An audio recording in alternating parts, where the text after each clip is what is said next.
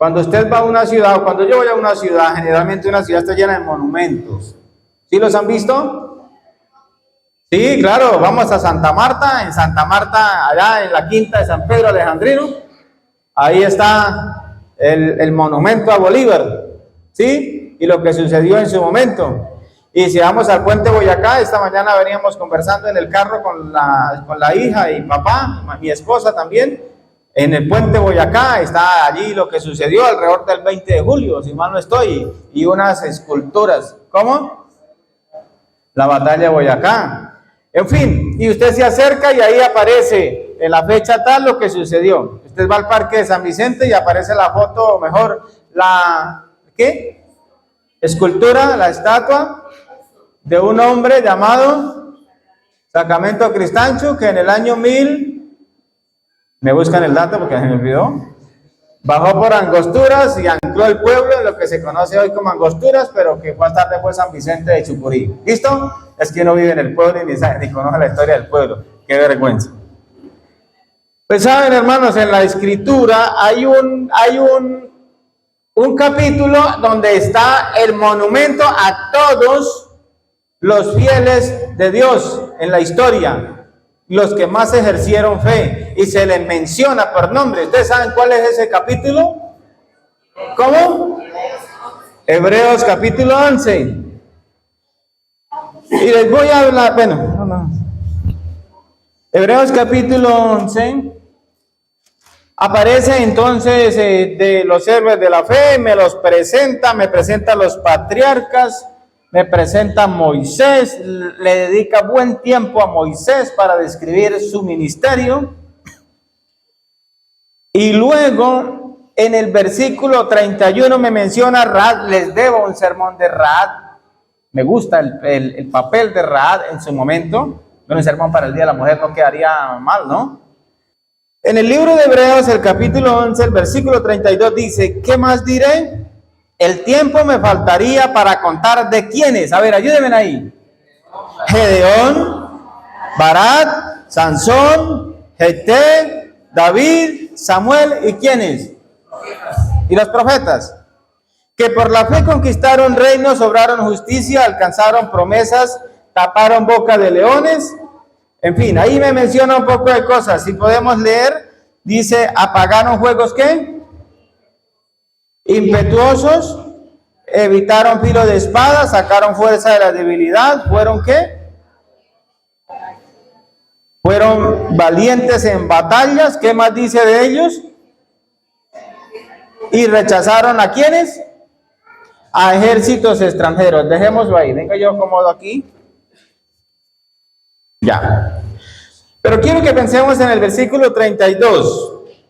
¿Qué más diré? El tiempo me faltaría para contar de quiénes. Gedeón, Barak, Sansón, Jefté, David, Samuel y los profetas. Pero yo quiero que dejemos a Samuel, David y los profetas aparte. ¿Por qué razón? Porque el tiempo que ellos vivieron fue el tiempo seguido de los jueces. Es decir, terminaron los jueces y empezó Samuel, David, que debió haber sido Saúl, pero así sucesivamente. ¿Está bien? Noten ustedes que de los profetas no se mencionan más nombres, solo Samuel. Note usted que de los reyes solo se menciona al rey David. Pero me causa una curiosidad inmensa que por qué se mencionan a 4 personajes. Ahí están. ¿Cuáles son? Gedeón, Barak, Sansón y Jefté.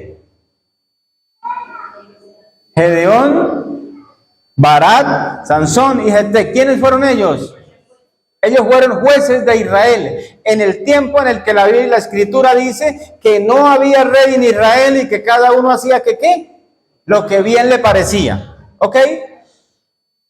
Haciendo esta investigación, encontré que los jueces de Israel fueron ¿cuántos? A ver, ayúdenme, ¿quién da? Esta mañana, ahorita sorprendí a los ancianos de la iglesia y a un hermano que pasó por ahí, ¿cuál es el versículo más famoso de la Escritura? Y dos dijeron exacto, los demás se rajaron, eran 4. O sea que el 50% de ustedes es probable que sepa cuál es el versículo más famoso y el otro 50% no.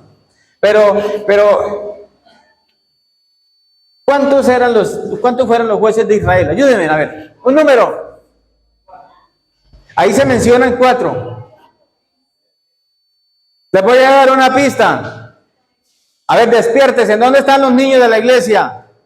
¿Cuántos fueron los discípulos del Señor? ¿Cuántos son los profetas menores? Ahí se rajaron. Los discípulos del Señor fueron 12. Los profetas menores son 12. ¿Está bien? ¿Cuántos fueron los jueces de Israel? 12. ¿Cuántos fueron los jueces de Israel? 12. ¿Cuáles fueron los más relevantes? Los más relevantes son los que menciona Hebreos capítulo 11, que fueron Gedeón. ¿Han oído sermones de Gedeón? Seamos honestos, ¿han oído sermones de Gedeón? Sí, yo he predicado sermones de Gedeón, me emociona Gedeón. ¿Han oído sermones de Barak? No. ¿Han oído sermones de Sansón? Hasta libros enteros del joven que le gustaba ir a las fiestas, el pastor mexicano. ¿Sí? Así se llama el libro de él. ¿Sí? El joven que le gustaba ir a las fiestas. Se lo recomiendo. ¿Ok? ¿Han oído sermones de Jefté? ¿Han oído sermones de Jefté? Pues prepárense. Hoy llegó el sermón de Jefté. Yo me pregunto, en la historia solamente se menciona en Hebreos 11, 4 de los 12 jueces de Israel. Pero hay unos que con unas historias tan impresionantes como esta. Un juez de Israel que se llamaba Ahod, que era zurdo. Me han escuchado, yo les he contado. Ahod tenía una Honda, no era una moto, hermano. Una Honda. Sí, es un lazo, ustedes lo han visto, ¿no? Como la que David mató a Goliat. No era que iba en moto y la atropelló, hermano. Era que llevaba una Honda. Un lazo con una vaina. Empuchaban una piedra, la giraban, la tiraban. Había un juez de Israel que se llamaba Ahod, pero era zurdo, hermano Luis. No sordo, zurdo, izquierdo. ¿Sí? Y él cogía esa Honda y le daba vueltas y le apuntaba a tal magnitud que la escritura más adelante dice que tenía tanta precisión que le apuntaba a un pelo a una distancia considerable. Ya, cierro el pedacito. Lo demás lo investigan ustedes en la casa. Pero hablar de Gedeón, tenemos varios sermones de Gedeón, de Barak, tengo que investigar más la historia de Barak, de Sansón, de Jefté. Pero yo crecí con un dolor en mi corazón hablando de Jefté o pensando en Jefté.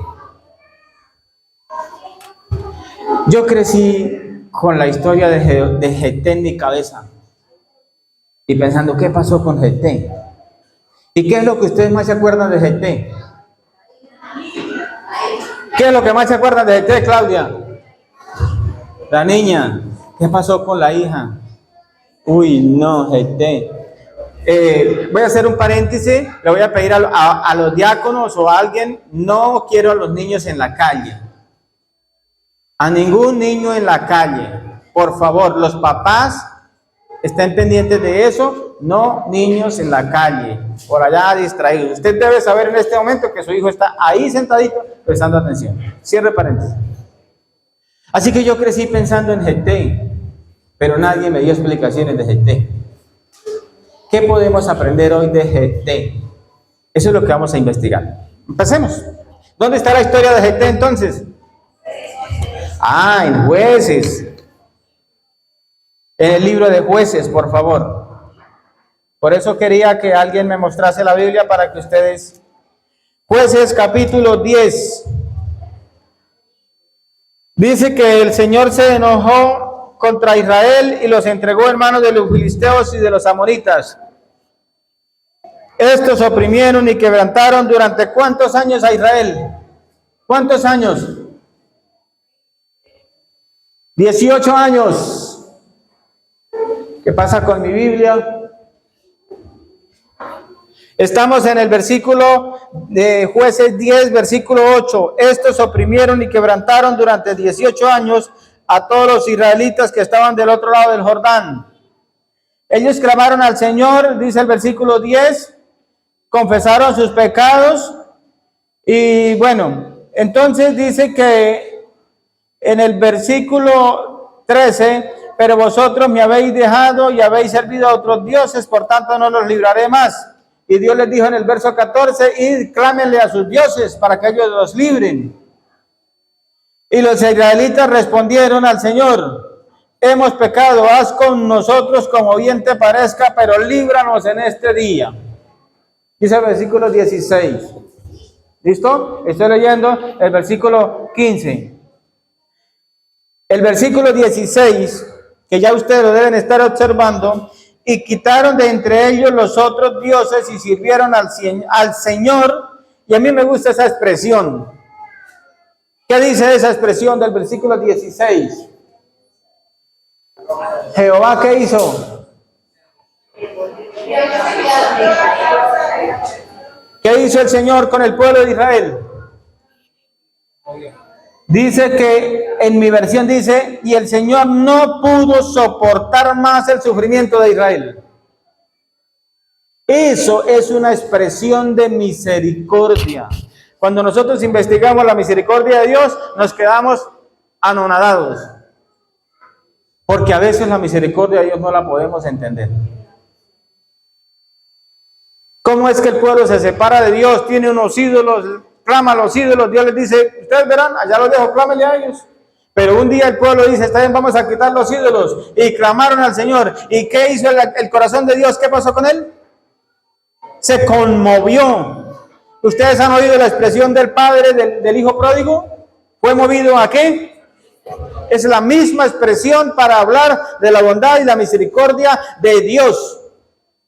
Y eso me gusta. Ustedes me han oído hablar de la misericordia de Dios en favor del rey Acab. ¿Quién creyera en favor del rey Acab? Tan malo. Y cómo Dios tuvo finalmente misericordia de él. Pero quiero, queridos, que pensemos que la misericordia de Dios es tan grande y tan abarcante que nos alcanzó a nosotros cientos de años después. Y el apóstol Pablo dice que cuando estábamos perdidos en delitos y pecados, el Señor entonces tuvo ¿qué? Misericordia de nosotros. Es el primer acto relevante en la historia de GT. ¿La qué? ¿La misericordia de quién? De Dios. Por misericordia Dios va a permitir que sus hijos crezcan. Es lo que todos anhelamos, Anita, que nuestras hijas crezcan, nuestra hija crezca. Por la misericordia de Dios vamos a ver que nuestros hijos estudien. Por la misericordia de Dios vamos a ver en su nombre y aceptar su voluntad si nuestro hijo sanará de su enfermedad, si papá sanará de la enfermedad, si las cosas saldrán bien gracias a la bondad y la misericordia de Dios. Aún si las cosas nos salen mal, la bondad y la misericordia de Dios estará con nosotros para ayudarnos a enfrentar las dificultades de la vida. Eso es interesante. ¿La misericordia de quién, hermano? De Dios. Pero ¿qué pasó con GT? El capítulo 11, ¿lo estás viendo? El versículo 1, dice, GT Galadita era un ¿qué?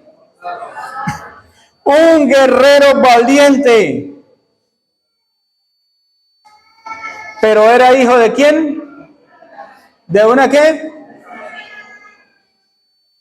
¿Y su padre fue quién? Todo iba bien en la vida de GT. Pero él nació con un trasfondo familiar de no muy buena reputación. A GT lo estigmatizaban cuando iba, por ejemplo, en la sociedad actual, cuando iba al colegio. A GT lo estigmatizaban cuando iba a la iglesia. Allá va el hijo de la... ¿Sí? El trasfondo familiar de GT no era el mejor. Pero todo iba bien hasta que su madrastra concibió de GT. Es decir, ¿de quién? Ah, sí estamos en el tema de Galaad. Sí, concibió. Y esta le dio varios hijos a Galaad. Pero GT no era el hijo del matrimonio, Jefté había nacido por fuera del matrimonio, aunque su padre lo había traído al matrimonio. Y ustedes encuentran que la esposa de Galaad había tenido hijos, dice el versículo 2, y cuando crecieron, ¿qué hicieron con Jefté? ¿Para dónde la mandaron? ¿A vivir a dónde? A la calle, fuera de su casa, lejos de su familia, lejos de su padre, lejos de sus medios hermanos, separado de todo lo que había anhelado y querido en la niñez y en la adolescencia. Ahora se enfrentaba a Jefté a los desafíos más grandes de su vida. ¿A dónde se fue Jefté? ¿Qué dice el versículo?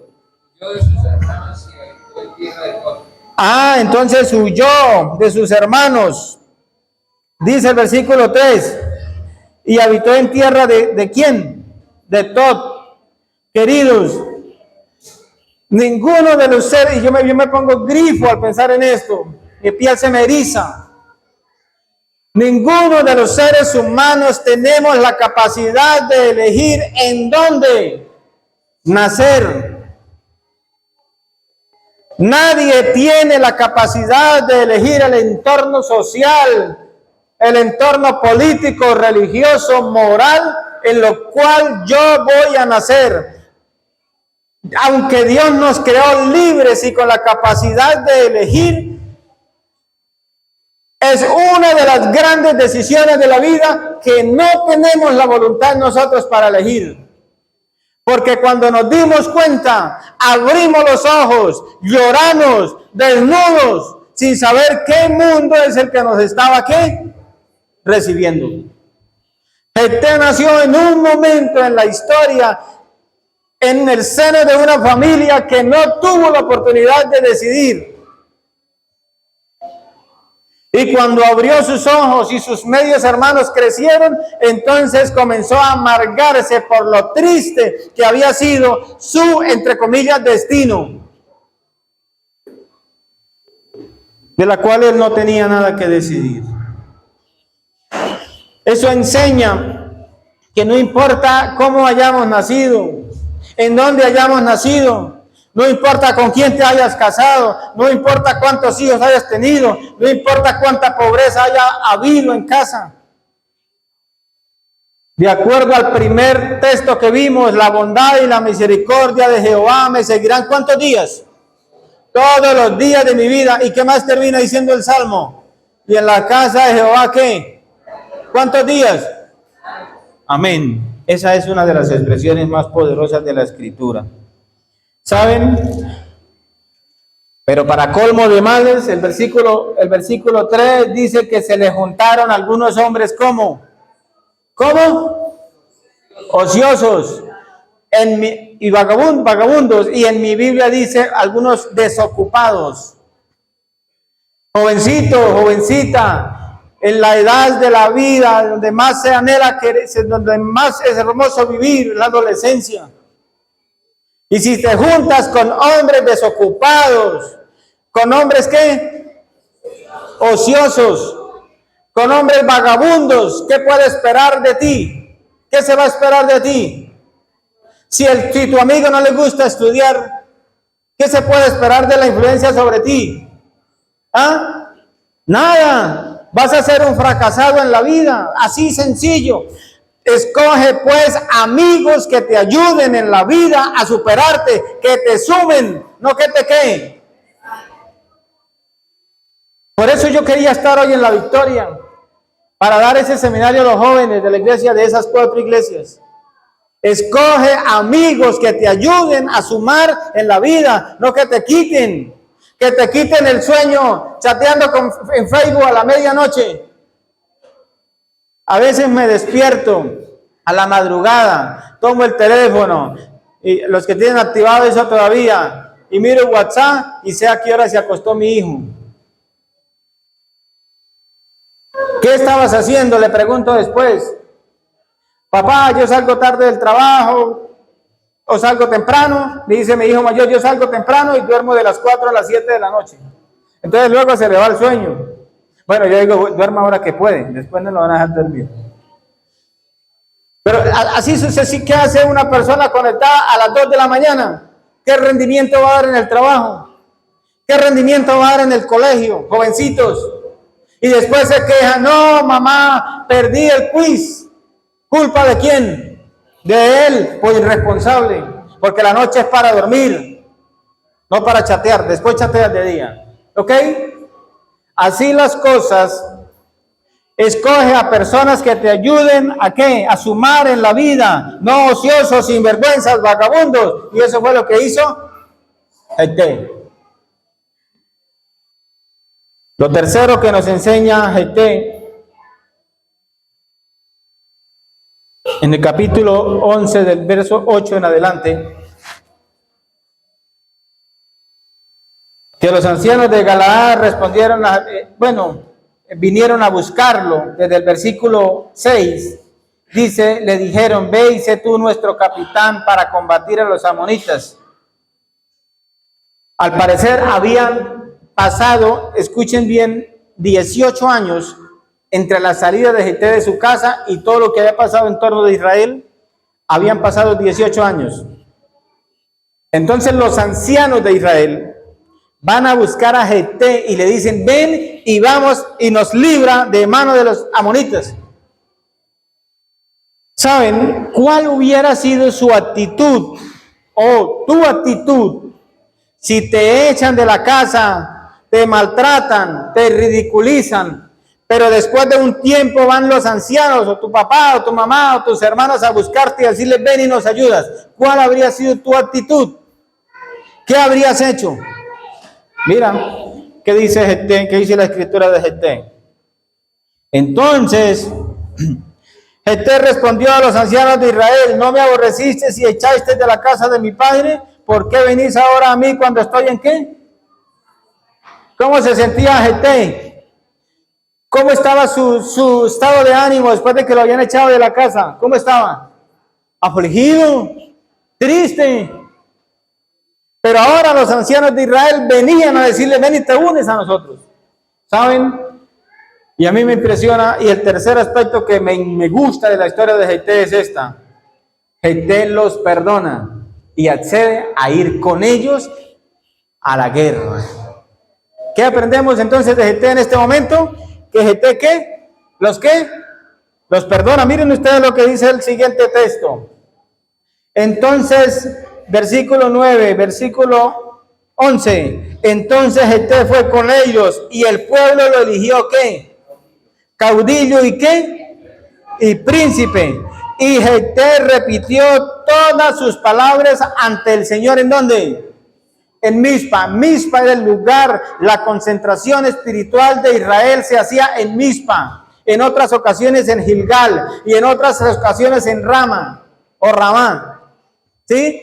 Pero en esta ocasión en Mizpa, ante el Señor, Jefté le dice al pueblo todo lo que iba a hacer y el compromiso que hacía ante Dios y ante el pueblo. Entonces, en el versículo 29, miren ustedes, de ahí en adelante, de los versículos 12 en adelante, Jefté, me gusta, dice que envía a decirle a Amón, mira, no pases, no hagas esto, no hagas aquello, porque el rey, los amonitas, le estaban diciendo a Jefté que les devolviera la tierra que supuestamente Israel le había quitado. Entonces Jefté, me gusta esa expresión, la historia dice que Jefté le mandó a decir, mira, y le contó toda la historia desde que cruzaron el río Jordán. Y le cuenta, mira, cuando íbamos a pasar, te enviamos decir que íbamos a pasar y tú nos dijiste que no, así que nos tocó rodear la tierra por otro lado, para no pasar por tu tierra. ¿Cómo pues tú dices ahora que esta es tu tierra, que te la hemos quitado? Y me gusta de Jefté, que Jefté conoce la historia. Habían pasado 400 años, pero Jefté todavía conocía la manera milagrosa como Dios había guiado a su pueblo en el paso del río Jordán y el Mar Rojo. El Mar Rojo y el río Jordán. ¿Saben qué interesante es conocer la historia? Qué interesante es, hermana Dora, contarle a nuestros hijos cómo Dios nos ha bendecido en el pasado. Yo lo he repetido muchas veces. Repetirle a los hijos, hermana Enid, cómo Dios cuidó de ese hijo cuando era pequeño. Eso engendra fe en el corazón de esos hijos. Repetirle al hijo cómo Dios me contestó la oración cuando no tenían hijos. Dios dio un hijo. Eso engendra fe en el corazón de los hijos. No le dé miedo, no le dé pena contarle a sus hijos cómo Dios lo libró de las angustias del pasado. Eso engendra fe en el corazón de los hijos. El no hacerlo es negarle la bondad y la misericordia de Dios en la vida. El siguiente punto es la promesa hecha de Jefté. Y leo el versículo 29. Entonces el Espíritu del Señor vino ¿sobre quién? Sobre Jefté. ¿Lo están viendo arriba? Cruzó por Galaad y Manasés, pasó a Mizpa de Galaad, de allí atacó a los amonitas. El versículo 30 es el versículo neurálgico. Jefté hizo voto al Señor diciendo: si entregas a los amonitas en mis manos, el que me salga a recibir de la puerta de mi casa cuando yo vuelva de los amonitas, ¿será de quién? Del Señor. Y lo ofreceré ¿qué? En holocausto. ¿Lo leemos otra vez? Por favor, versículo 31. El versículo 30. Jefté hizo voto al Señor diciendo: si entregas a los amonitas en mis manos, el que salga a recibir de la puerta de mi casa, cuando yo vuelva de los amonitas, será del Señor, y lo ofreceré ¿en qué? En holocausto. Paremos ahí. Sean sinceros. ¿Cuántos de ustedes creen que Jefté hizo lo que la Escritura a primera vista nos está diciendo? Bueno, no levanten la mano. Pero en el corazón, ¿cuántos de ustedes creen que Jefté sacrificó a la hija? Primero voy a llevarlos a otro lugar.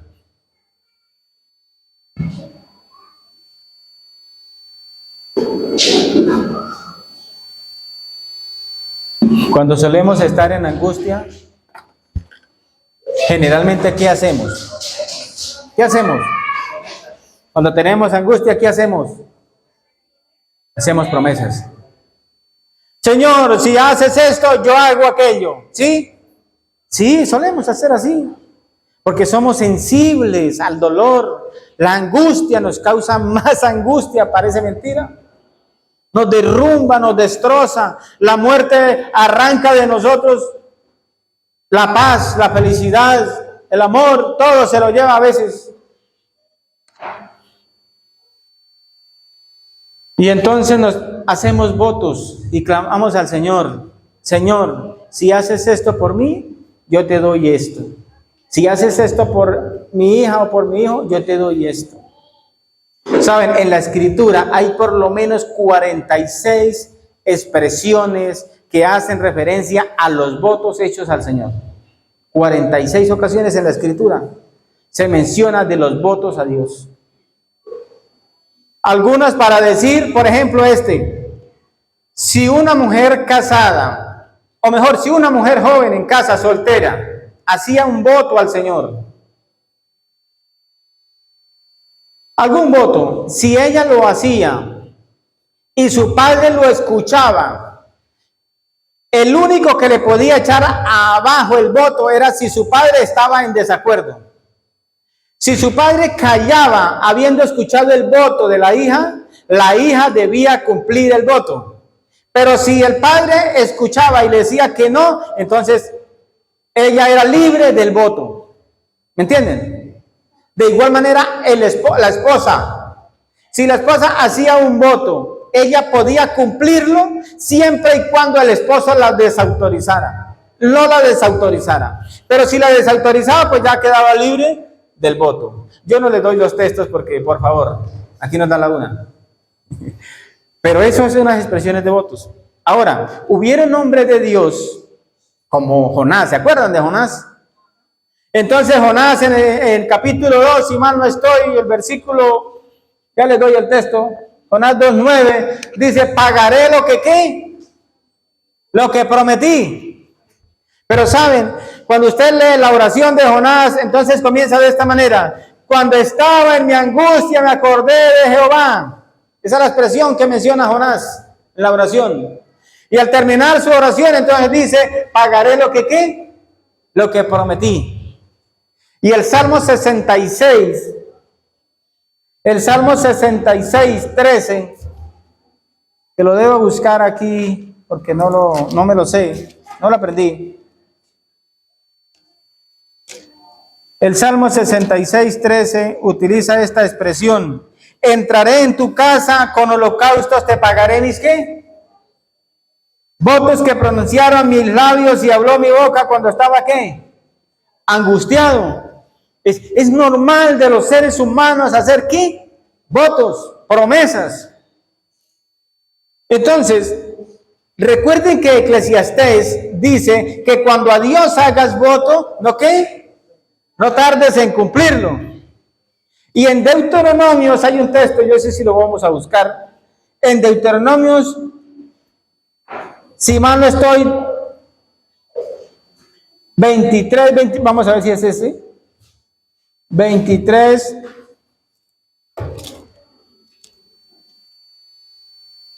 21 y 22. Estoy en Éxodo. Deuteronomios 23. Miran esto: cuando prometas voto al Señor tu Dios, no tardes en cumplirlo, porque el Señor lo demandará de ti y habría en ti ¿qué? Pero ¿qué dice el 22? Pero si te abstienes de ¿qué? De prometer, no habrás ¿qué? No habrás pecado. Entonces, si en algún momento de angustia te sientes tentado a hacer un voto, pues cálmate, piénsalo un poco.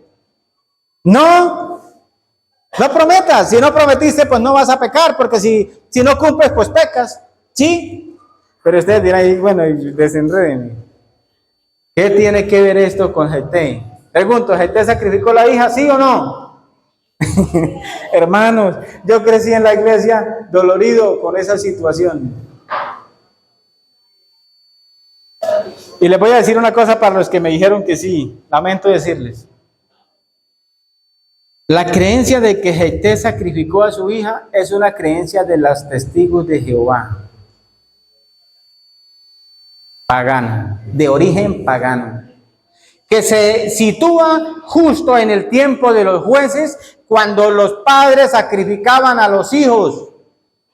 Y les voy a dar unos textos. Bueno, uno, aunque sea uno. ¿Sí?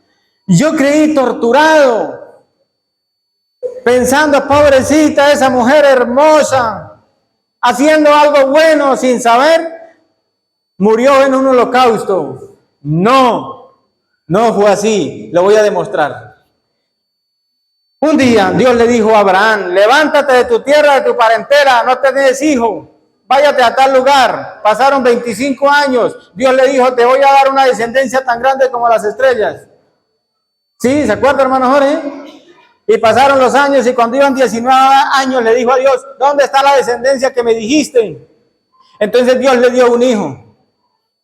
Y cuando el hijo creció, la historia bíblica dice en Génesis, ya olvidé el texto, 22, le dice: váyase a tal parte y lleva esto y lleva aquello. Y llevaba solo a su hijo, y sacrifícame a su hijo. Cuando llegaron a cierto lugar, el hijo le dice: papá, aquí hay leña, aquí hay... Bueno, pero ¿dónde está la víctima? Y entonces la frase de Abraham es: el Señor sé qué, te proveerá. Abraham tomó al hijo, lo acostó en la leña, lo ató como un cordero, alistó todo, y cuando estaba por sacrificarlo, una voz del cielo le dijo que ¿qué? Detente, Abraham, ya he conocido que tu fe es, en mis palabras, grande. Entonces yo les voy a preguntar, si el mismo Dios que detuvo la mano de Abraham estaría en capacidad de matar o aceptar el sacrificio de la hija de Jefté, ¿creen ustedes que lo uno concuerda con lo otro? No, desde luego que no. Y les voy a dar otro texto. Deuteronomio 18:10. Lo pueden leer, por favor. Yo lo voy a buscar porque encontré una versión que me gustó mucho. Deuteronomio 18:10.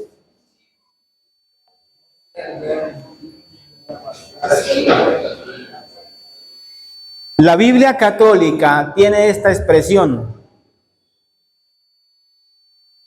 Escuche por favor, que nadie de ustedes ofrezca en sacrificio a su hijo haciéndolo pasar por el fuego. Ni practique la adivinación, ni pretenda predecir el futuro, ni se dedique a la hechicería, ni a los encantamientos, ni consulte a los adivinos y a los que invocan los espíritus, ni consulte a los muertos. Eso dice la Biblia católica. Y hay otra Biblia, la Dios habla hoy. Ninguno de vosotros ofrezca a vuestros hijos en holocausto. ¿A quién se le ofrecían los holocaustos? A Dios. Pero en los tiempos paganos, o mejor en los tiempos de los jueces, las naciones paganas sacrificaban a sus hijos en el fuego, a sus dioses. Y había un dios que se llamaba Moloch, que era un horno de vientre abierto, con mucha leña y fuego, y echaban allí los niños. ¿Y saben qué era lo peor? Vivos. La familia y el pueblo y los sacerdotes hacían rondas alrededor del horno, gritando lo más duro posible para evitar oír al niño gritar y gemir en el fuego. ¿Les parece a ustedes un acto de amor? No. Así las cosas, creer que Jefté sacrificó a su hija es un error fatal, porque eso no va con la bondad ni la misericordia de Dios. ¿Está bien? Siguiente punto. ¿Qué hizo entonces Jefté? Cuando Jefté volvía de su casa en Mizpa, su hija salió a recibirlo ¿con qué? Con adufes y danzas. Yo no puedo traducir adufe qué es exactamente, pero creo que con amor, con alegría, con entusiasmo. Pero a mí me gusta esa expresión que sigue. ¿Me la leen, por favor? El versículo 34, la última.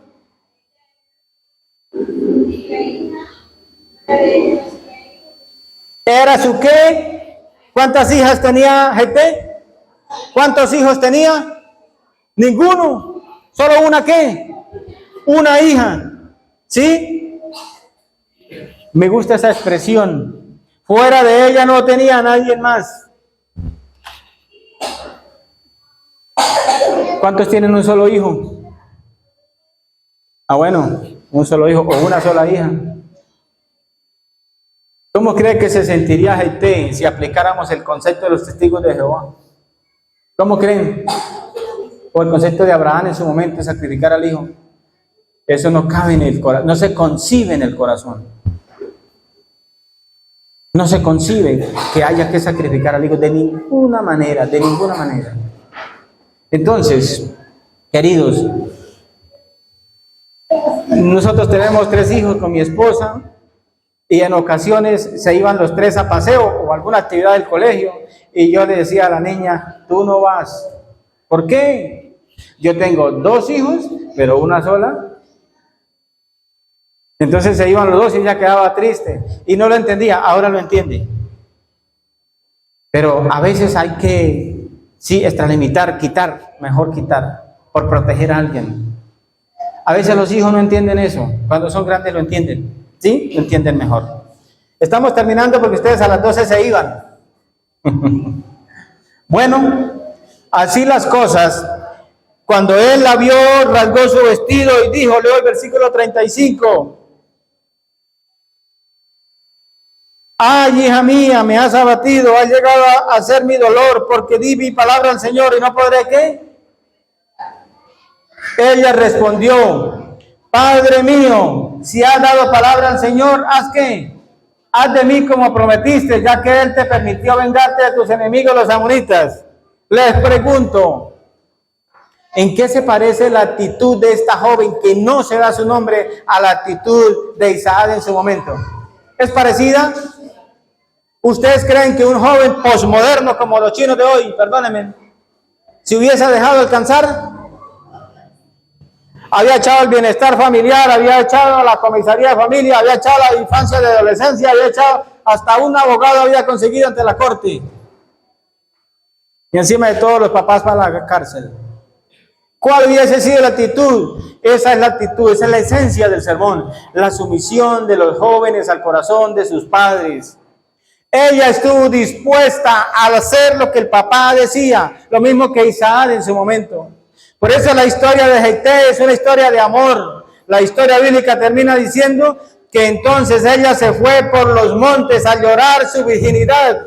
Más que eso, a llorar que nunca en la vida se podía casar con nadie, que nunca su vientre podría adquirir un bebé, un feto, un embrión, que nunca correría por sus faldas, por su lado, un bebé, que siempre estaría dedicada a las cosas del templo en la casa del Señor hasta el día de su muerte. Esa es la esencia de la historia de la vida de la hija de Jefté. No era el sacrificio, no era la muerte ni el destierro, era la sumisión de esa hija frente al voto que el papá a la ligera o con plena conciencia había tomado en su momento. Y esa es la esencia de la historia de Jefté. A veces yo crecí creyendo que Jefté había dado muerte a la hija. Y el pastor el sábado aquí me despertó ese dolor. Mencionó algo de Jefté. Gracias a Dios hoy podemos cerrar ese capítulo y decir que Jefté no sacrificó a la hija, porque esa creencia de sacrificarla viene de los testigos de Jehová, que están paradas en tiempos medievales con el sacrificar o pasar los hijos por el pueblo. ¿Está bien? Ahora, para redundar, es decir, para terminar,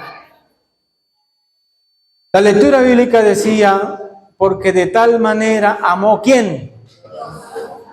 La historia de Jefté me lleva a pensar en Jesucristo, que fue el unigénito del Padre, el Hijo único de Dios el Padre.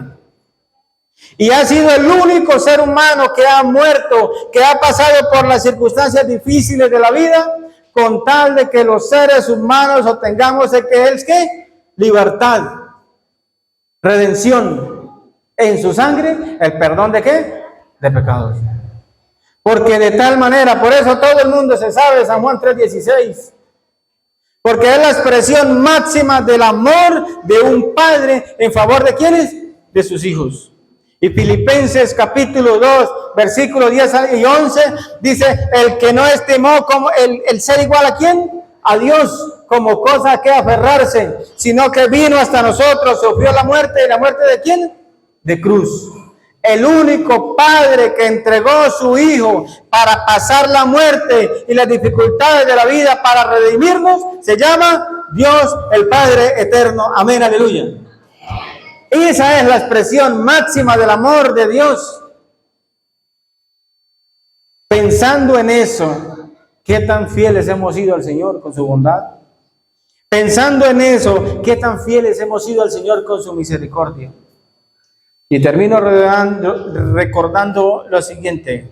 Primero, no tenemos la capacidad de elegir dónde nacemos, hermana Lady, ni con quién nos vamos a relacionar en ese momento. Pero sí tenemos, segundo, a un Dios amoroso que nos cuida en su momento y va con nosotros todos los días de la vida. Amén. Tercero,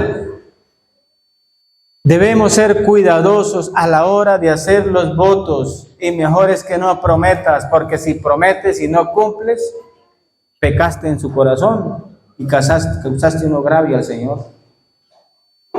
Por eso quería estar en la victoria, reitero, quería decirles a los pelados, una decisión fundamental en la vida es cuando nos vamos a casar.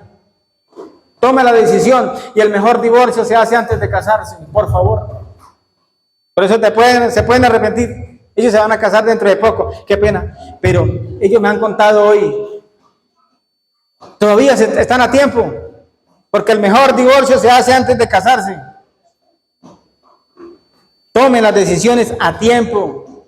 Los jovencitos entiendan eso, por favor. Y cuarto, el mayor muestra de amor es la de ¿quién? La de Dios el Padre, en que dio a su Hijo único para que muriera por ¿quiénes? Por nosotros. ¿Aprendimos? Amén.